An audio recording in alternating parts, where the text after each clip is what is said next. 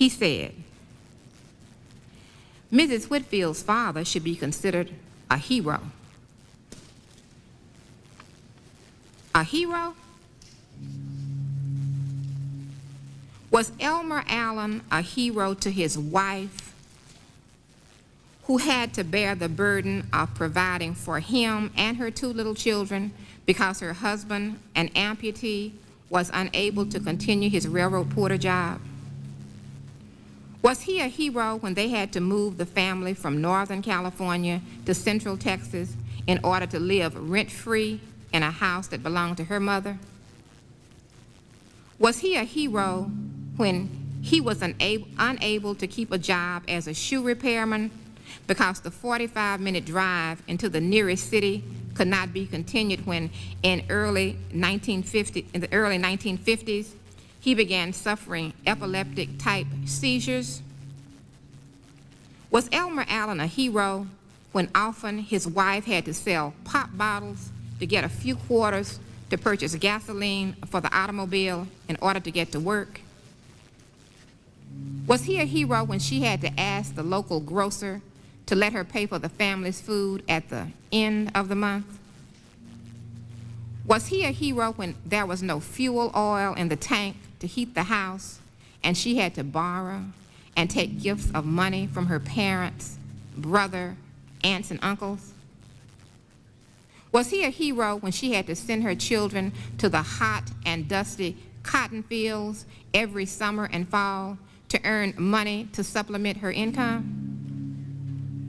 Was he a hero when she had to contend with alcoholic binges and irrational babblings about his so-called illness?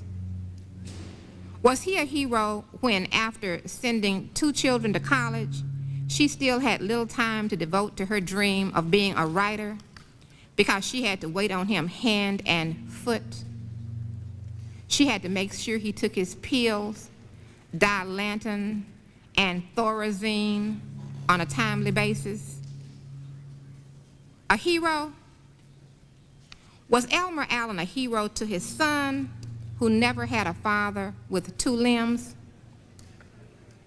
Was he a hero to this mere child who at the age of 13 felt compelled to climb on another man's tractor and plow another man's field for 10 hours a day to give his mother extra money? Was Elmer Allen a hero to his son when often during the middle of the night he had to help his mother lift his father from the floor to the bed after his father experienced a seizure? Was he a hero to his son who adored him and indulged him, but could not give his father what he needed, the ability to be the man of the house? A hero? Was Elmer Allen a hero to his granddaughter, who could not understand why Granddaddy sat for hours in a chair out in the garage doing nothing? Was he her hero when, determined to give him something meaningful to do, she taught him to master the word search puzzles in the daily newspaper and asked him to make a cage for her pet rabbit? Was he her hero when the only thing he could offer when she went off to college was this piece of advice that she did not understand? He said, "Don't ever let anyone use you as a guinea pig."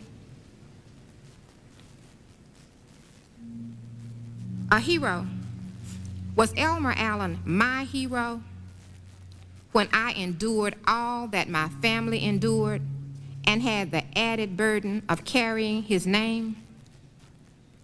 Was he my hero when I openly and vehemently challenged with disdain his babblings about his so-called illness? Was he my hero when I had to face the open scorn of other family members and the whispers of people in the community who thought my father was crazy? Was he my hero when in my adult life I judged all men as I judged Elmer Allen? Was he my hero when, standing at his deathbed, unable to cry, I only felt relief that my mother would finally get some well-deserved rest? Sirs, Elmer Allen was no hero.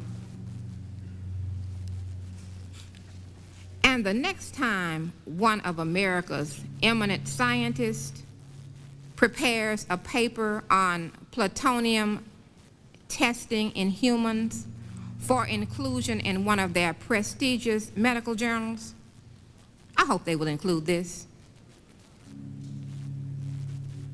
The Elmer Allen, who was Fredna Hadley Allen's husband, William Thomas Allen Sr.'s father, April, Anita, Deanna, and William Jr.'s grandfather, Cameron and Anna's great-grandfather, and my father died at 3:30 p.m. on July 18, 1947, in Ward B at the University of California Hospital in San Francisco. The Elmer Allen who died at 6:10 p.m. on June 30th, 1991, in the intensive care unit of Mansfield Community Hospital in Texas, was CAL3, one of America's human nuclear guinea pigs. Thank you.